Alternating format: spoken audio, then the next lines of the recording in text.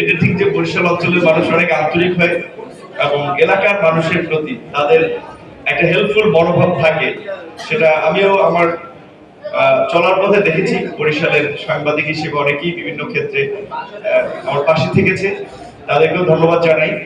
পাশাপাশি দুজন সিনিয়র সাংবাদিক বলছিলেন, আমরাও যেটা বলছিলাম যে দেখেন আমাদের মধ্যে রাজনৈতিক নানা ধরনের মত পথের বিভাজন আছে। এই ধরনের সংগঠনগুলো আসলে সবাইকে একটা এক জায়গায় নিয়ে আসে এই ধরনের প্রোগ্রামের মাধ্যমে। রাজনৈতিক প্রোগ্রামে তো সবাই একত্রিত এভাবে হয় না। তো এই সংগঠনগুলোর এই সার্বজনীন দৃষ্টিভঙ্গিটা বজায় রাখা দরকার।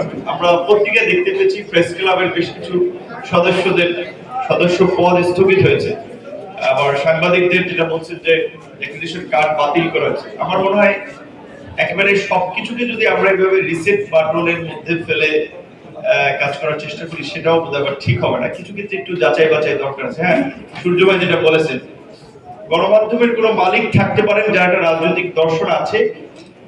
বিগত ১.৫ দশকে যে কর্তৃত্ববাদী শাসন আমরা দেখেছি, সেটার সাথে তারা ওতপ্রোতভাবে কেউ সহযোগিতা করে, কিন্তু এই হাউসে যারা রিপোর্টার হিসেবে, ক্যামেরাম্যান হিসেবে কাজ করেছেন, তারা কিন্তু ওই রকম ভাবে সংশ্লিষ্ট ছিলেন না।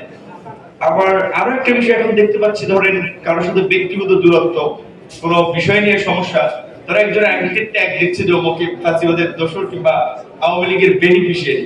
একেবারেই এটা ব্যক্তিগত স্বার্থে কিংবা তার অন্য কোনো স্বার্থে, এরকম অনেকগুলো ঘটনা আমরা ইতিমধ্যে পর্যবেক্ষণ করেছি।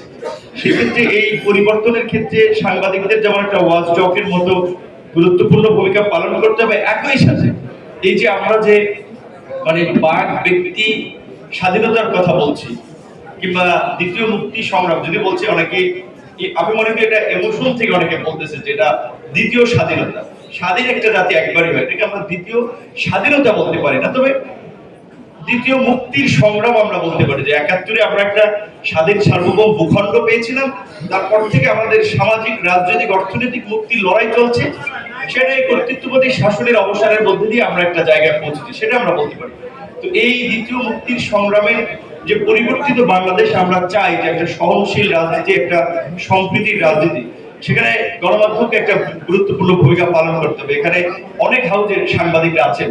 তো সাংবাদিকদের মধ্যে যদি আপনার বিশেষ করে, আমি ব্যক্তিগত পছন্দ করি না, তারপরে আমার কিছু বিষয়ে রিজার্ভেশন আছে, কিন্তু তারপরেও প্রেস ক্লাবের একজন সাবেক সভাপতি, সেক্রেটারির যদি সদস্যপদ স্থগিত করা হয় দেখলাম, তো এই বিষয়ে বোধহয় আপনাদের স্ট্যান্ড নেওয়া দরকার। কারণ এটা তো বাস্তব, সবসময় তো আর নদীতে স্রোত গড়ায় না, ভাটাও আবার পরে। কাজে সবকিছু আমাদের ভবিষ্যতেও চিন্তা ভাবনা করতে হবে। এখন আমরা একটা ব্যাড এক্সাম্পল রেখে গেলাম, এই কিন্তু ভবিষ্যতের জন্য আবার অনুকরণীয়, অনুসরণীয় হতে পারে। কাজে এমন এক্সট্রিম এবং এক্সেসিভ কোনো কিছুকে সমর্থন করা বোধহয় ঠিক হবে না। সেটা আপনাকে কেউ পছন্দ করুক বা না করুক, আমি বরাবরই এইরকম লাইনের মানুষ, যে কারণে আবার অনেকে আমার কথা পছন্দ করে না।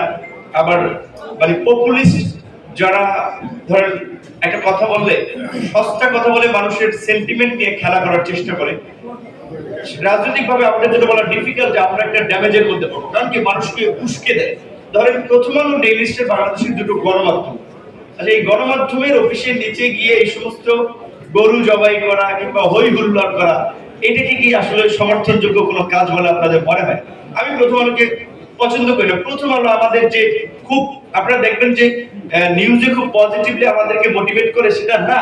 কারণ প্রথম আলো কিংবা ডেইলি স্টার এটা ঠিক যে একটা এলিট কেন্দ্রিক চিন্তা ভাবনা আছে, কিন্তু তাই বলে তো আমি তার আপনার কাজে বাধা দিতে পারি না। আমার জায়গা থেকে, আমরা গ্রাম থেকে উঠে এসেছি, নিম্ন মধ্যবিত্ত পরিবারের সন্তান, একেবারে প্রত্যন্ত অঞ্চল থেকে।